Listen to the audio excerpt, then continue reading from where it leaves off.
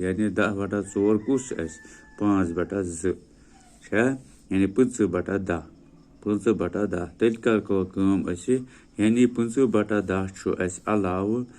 हाँ कम नश 15/20 नश कूता ज्यादा यह ज्यादा 7/4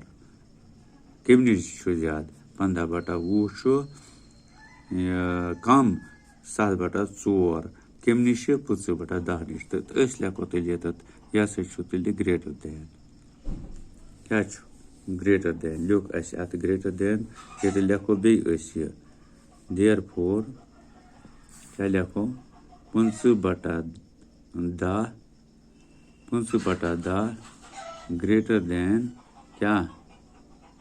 15/20 तो फिक्र गो ठीक यह गो अमुक आंसर पस जनाबो find volume of a cube with edges 5 centimeters हाँ वह लेंथ क्यूब 5 centimeter तो हाइट 5 centimeter तो ब्रेडथ 5 centimeter यानी जेशर 5 centimeter थजर 5 centimeter तो खजर 5 centimeter तो फिर वॉल्यूम वो यानी length into breadth into height ठीक सह 5 गो करो निमन 5 दोन 5 5 दोन करो सह गो 5 5 25 पत दिमो 5 ये जरब गो 5 5 25 5 2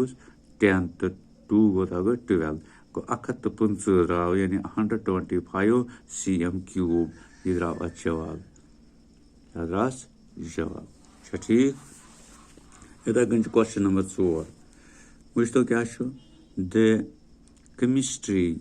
book is having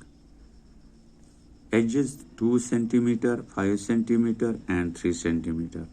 while as mathematics book is having edges 3 centimeter 2 centimeter and 10 centimeter thus find out whose book is having more volume कत ज्यादा यानी युस केमिस्ट्री किताब सह 2 centimeter 5 centimeter तो 3 centimeter यानी खजर जेशर तो थजर यह 3 centimeter 2 centimeter तो 10 centimeter खजर जेशर तो हाइट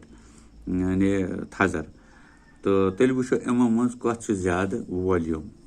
वो ये करो लेंथ ऑफ केमिस्ट्री 5 centimeter लेखो ब्रेडथ थोस 3 centimeter हाइट थोस 2 centimeter यह वो वॉल्यूम कोता यी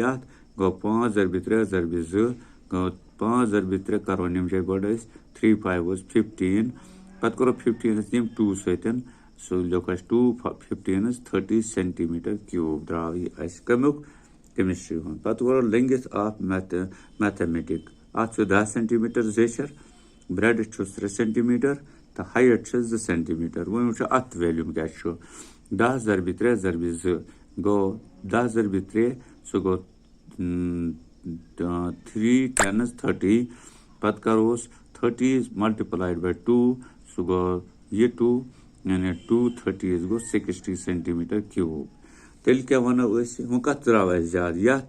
यानी कत मैथमेटिक्स द्राव या 60 centimeter क्यूब या 30 centimeter क्यूब वो कुछ ज्यादा तेल यह बासान ज्यादा 60